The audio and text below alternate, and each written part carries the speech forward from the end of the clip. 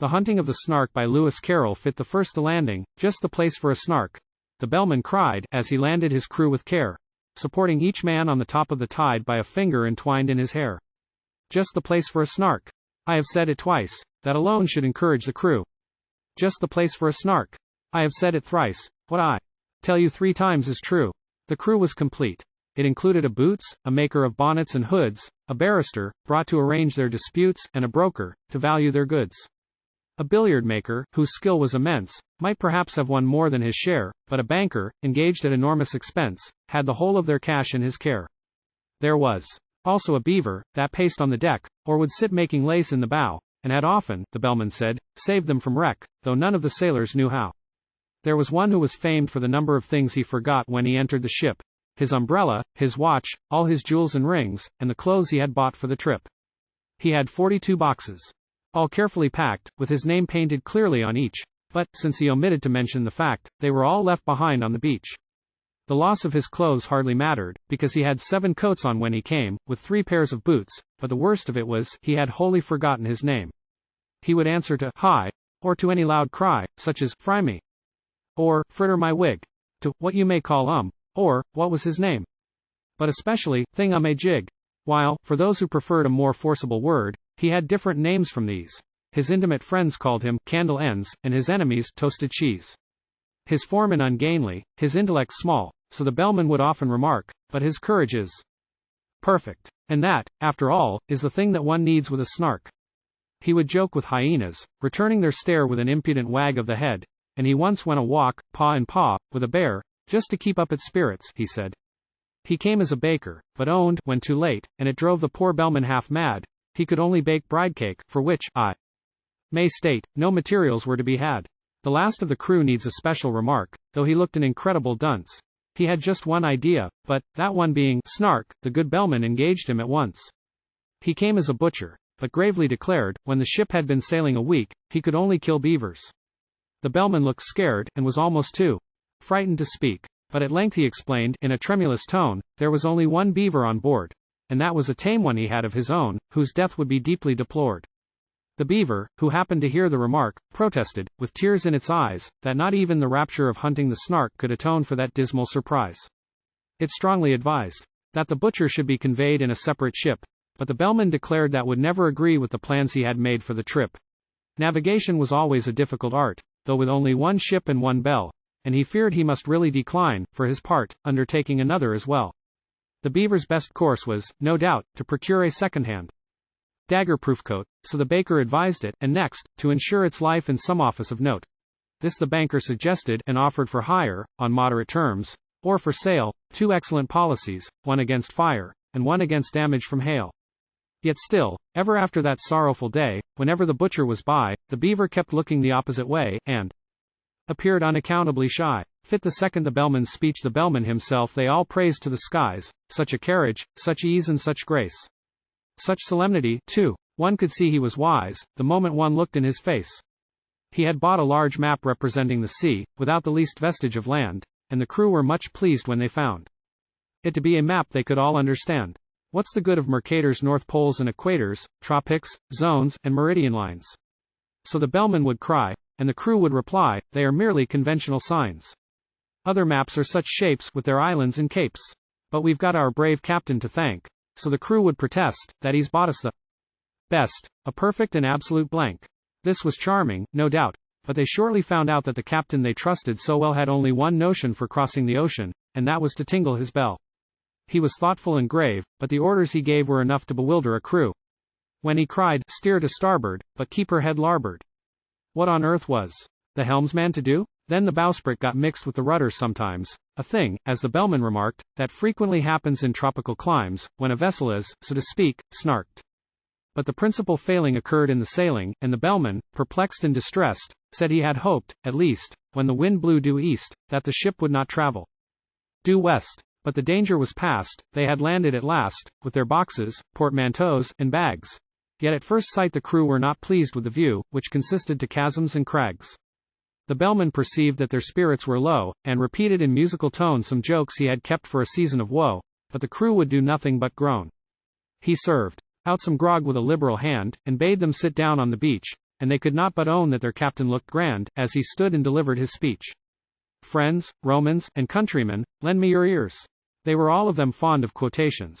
So they drank to his health, and they gave him 3 cheers, while he served out additional rations. We have sailed many months, we have sailed many weeks, 4 weeks to the month you may mark, but never as yet, 'tis your captain who speaks, have we caught the least glimpse of a Snark. We have sailed many weeks, we have sailed many days, 7 days to the week I allow, but a Snark, on the which we might lovingly gaze, we have never beheld till now. Come, listen, my men, while I tell you again the 5 unmistakable marks by which you may know, wheresoever you go, the warranted genuine Snarks. Let us take them in order. The first is the taste, which is meager and hollow, but crisp, like a coat that is rather too tight in the waist, with a flavor of will-o'-the-wisp. Its habit of getting up late, you'll agree that it carries too far, when I say that. It frequently breakfasts at 5 o'clock tea, and dines on the following day. The third is its slowness in taking a jest. Should you happen to venture on one, it will sigh like a thing that is deeply distressed, and it always looks grave at a pun. The fourth is its fondness for bathing machines, which it constantly carries about, and believes that they add to the beauty of scenes, a sentiment open to doubt. The fifth is ambition. It next will be right to describe each particular batch, distinguishing those that have feathers and bite, and those that have whiskers and scratch. For, although common Snarks do no manner of harm, yet, I feel it my duty to say, some are boojums. The Bellman broke off in alarm, for the baker had fainted away. Fit the third the baker's tale, they roused him with muffins, they roused him with ice, they roused him with mustard and cress, they roused him with jam and judicious advice, they set him conundrums to guess. When at length he sat up and was able to speak, his sad story he offered to tell, and the Bellman cried, silence. Not even a shriek, and excitedly tingled his bell. There was silence supreme. Not a shriek, not a scream, scarcely even a howl or a groan, as the man they called Ho told his story of woe in an antediluvian tone. My father and mother were honest, though poor. Skip all that, cried the Bellman in haste. If it once becomes dark, there's no chance of a Snark, we have hardly a minute to waste. I skipped 40 years, said the baker, in tears, and proceed without further remark to the day when you took me aboard of your ship to help you in hunting the Snark. A dear uncle of mine, after whom I was named, remarked, when I bade him farewell, oh, skip your dear uncle, the Bellman exclaimed, as he angrily tingled his bell. He remarked to me then, said that mildest of men, if your Snark be a Snark, that is right. Fetch it home by all means, you may serve it with greens, and it's handy for striking a light. You may seek it with thimbles, and seek it with care. You may hunt it with forks and hope. You may threaten its life with a railway share. You may charm it with smiles and soap. That's exactly the method, the Bellman bold in a hasty parenthesis cried. That's exactly the way I have always been told that the capture of Snarks should be tried. But oh, beamish nephew, beware of the day, if your Snark be a boojum. For then you will softly and suddenly vanish away, and never be met with again. It is this that oppresses my soul, when I think of my uncle's last words, and my heart is like nothing so much as a bowl brimming over with quivering curds. It is this, we have had that before, the Bellman indignantly said. And the baker replied, let me say it once more. It is this that I dread. I engage with the Snark, every night after dark, in a dreamy delirious fight. I serve it with greens in those shadowy scenes, and I use it for striking a light. But if ever I meet with a boojum, that day, in a moment, of this I am sure, I shall softly and suddenly vanish away, and the notion I cannot endure. Fit the fourth the hunting the Bellman looked uffish, and wrinkled his brow. If only you'd spoken before. It's excessively awkward to mention it now, with the Snark, so to speak, at the door. We should all of us grieve, as you well may believe, if you never were met with again, but surely, my man, when the voyage began, you might have suggested it then? It's excessively awkward to mention it now, as I think I've already remarked. And the man they called Hi replied, with a sigh, I informed you the day we embarked. You may charge me with murder, or want of sense, we are all of us weak at times, but the slightest approach to a false pretense was never among my crimes. I said it in Hebrew, I said it in Dutch, I said it in German and Greek, but I wholly forgot, and it vexes me much, that English is what you speak. 'Tis a pitiful tale, said the Bellman, whose face had grown longer at every word. But, now that you've stated the whole of your case, more debate would be simply absurd. The rest of my speech, he explained to his men, you shall hear when I've leisure to speak it. But the Snark is at hand, let me tell you again. 'Tis your glorious duty to seek it. To seek it with thimbles, to seek it with care, to pursue it with forks and hope, to threaten its life with a railway share, to charm it with smiles and soap. For the Snark's a peculiar creature, that won't be caught in a commonplace way. Do all that you know, and try all that you don't, not a chance must be wasted today. For England expects, I forbear to proceed. 'Tis a maxim tremendous, but trite, and you'd best be unpacking the things that you need to rig yourselves out for the fight. Then the banker endorsed a blank check, which he crossed, and changed his loose silver for notes. The baker with care combed his whiskers and hair, and shook the dust out of his coats.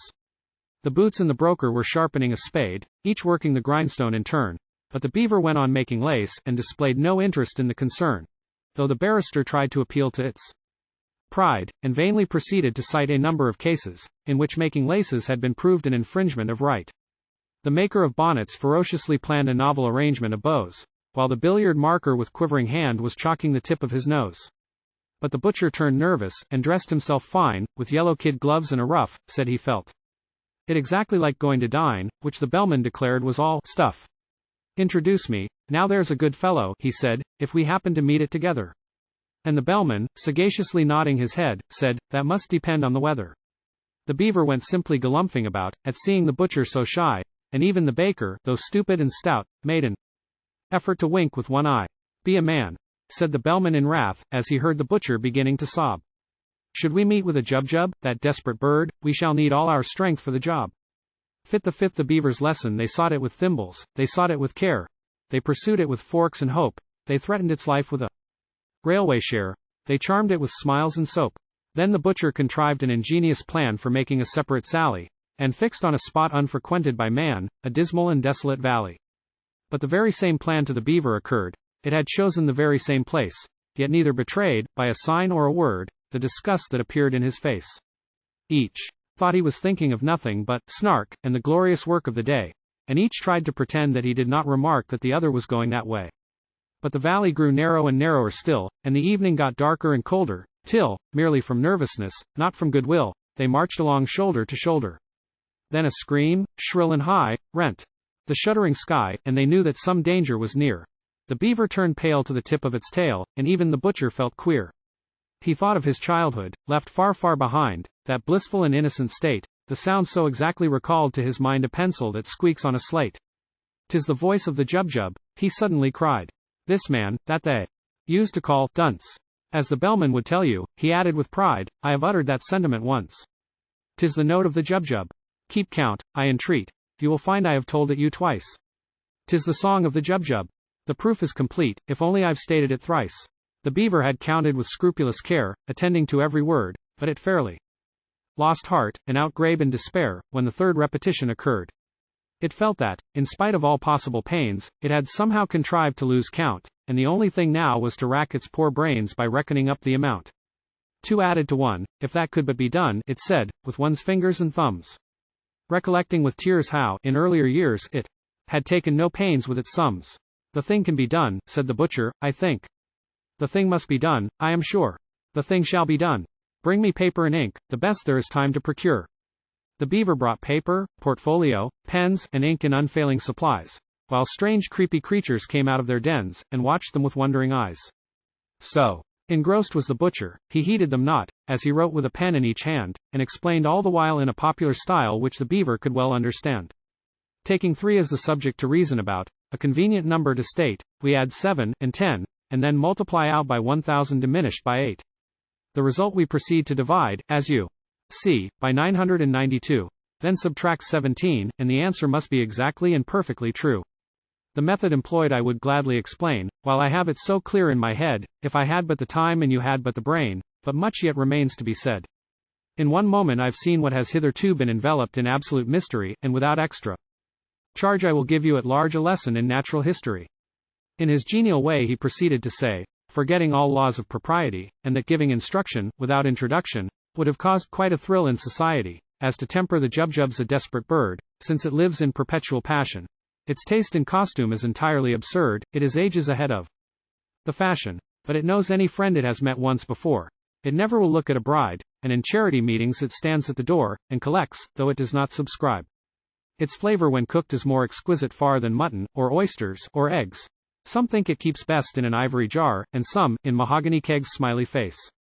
You boil it in sawdust, you salt it in glue. You condense it with locusts and tape, still keeping one principal object in view, to preserve its symmetrical shape. The butcher would gladly have talked till next day, But he felt that the lesson must end, and he wept with delight in attempting to say he considered the beaver his friend. While the beaver confessed, with affectionate looks more eloquent even than tears, it had learned in 10 minutes far more than all books would have taught it in 70 years. They returned hand in hand, and the bellman, unmanned, for a moment, with noble emotion, said, "This amply repays all the wearisome days we have spent on the billowy ocean." Such friends, as the beaver and butcher became, have seldom if ever been known, in winter or summer. 'Twas always the same, you could never meet either alone. And when quarrels arose, as one frequently finds quarrels will, spite of every endeavor, the song of the Jubjub recurred to their minds, and cemented their friendship forever. Fit the sixth the barrister's dream, they sought it with thimbles, they sought it with care, they pursued it with forks and hope, they threatened its life with a railway share, they charmed it with smiles and soap.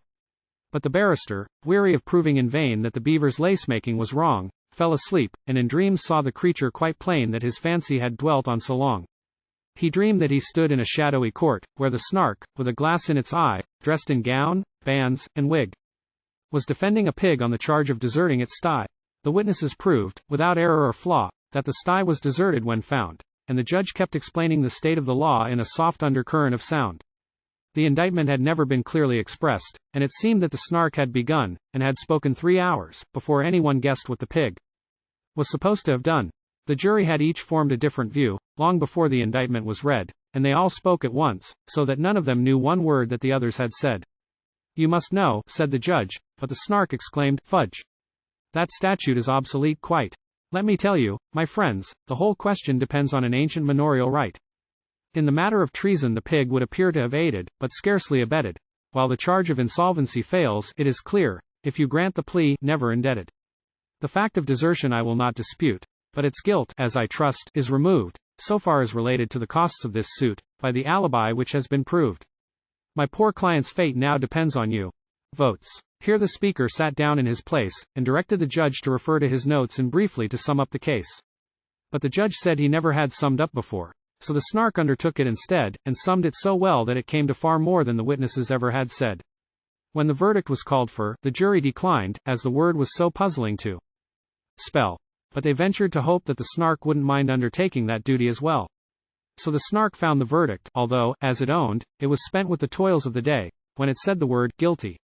The jury all groaned, and some of them fainted away.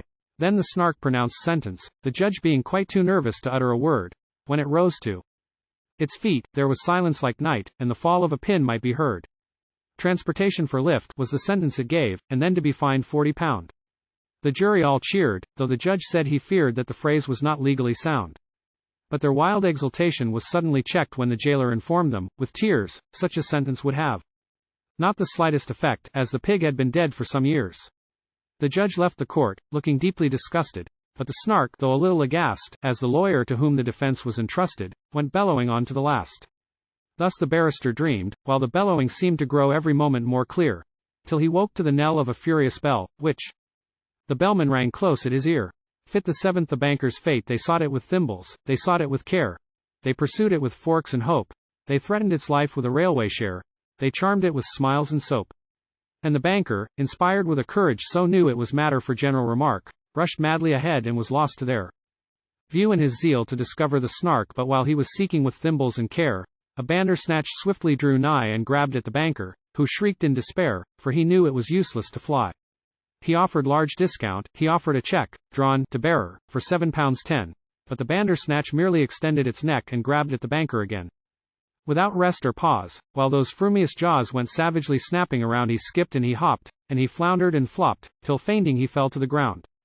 The bandersnatch fled as the others appeared, led on by that fear-stricken yell, and the bellman remarked, "It is just as I feared," and solemnly tolled on his bell. He was black in the face, and they scarcely could trace the least likeness to what he had been, while so great was his fright that his waistcoat turned white, a wonderful thing to be seen. To the horror of all who were present that day, he uprose in full evening dress, and with senseless grimaces endeavored to say what his tongue could no longer express. Down he sank in a chair, ran his hands through his hair, and chanted in mimsiest tones words whose utter inanity proved his insanity, while he rattled a couple of bones. "Leave him here to his fate, it is getting so late." The bellman exclaimed in a fright. "We have lost half the day. Any further delay, and we shan't catch a Snark before night." Fit the eighth of vanishing, they sought it with thimbles, they sought it with care, they pursued it with forks and hope, They threatened its life with a railway share, they charmed it with smiles and soap. They shuddered to think that the chase might fail, and the beaver, excited at last, went bounding along on the tip of its tail, for the daylight was nearly past. There is Thingumbob shouting. The bellman said, he is shouting like mad, only hark. He is waving his hands, he is wagging his head, he has certainly found a Snark. They gazed in delight, while the butcher exclaimed, he was always a desperate wag. They beheld him, their baker, their hero unnamed, on the top of a neighboring crag. Erect and sublime, for one moment of time. In the next, that wild figure they saw, as if stung by a spasm, plunge into a chasm, while they waited and listened in awe. It's a Snark, was the sound that first came to their ears, and seemed almost too good to be true. Then followed a torrent of laughter and cheers, then the ominous words, it's a boo, then, silence. Some fancied they heard in the air a weary and wandering sigh then sounded like, Joom. But the others declare it was only a breeze. That went by. They hunted till darkness came on, but they found not a button, or feather, or mark, by which they could tell that they stood on the ground where the baker had met with the Snark. In the midst of the word he was trying to say, in the midst of his laughter and glee, he had softly and suddenly vanished away, for the Snark was a boojum, you see.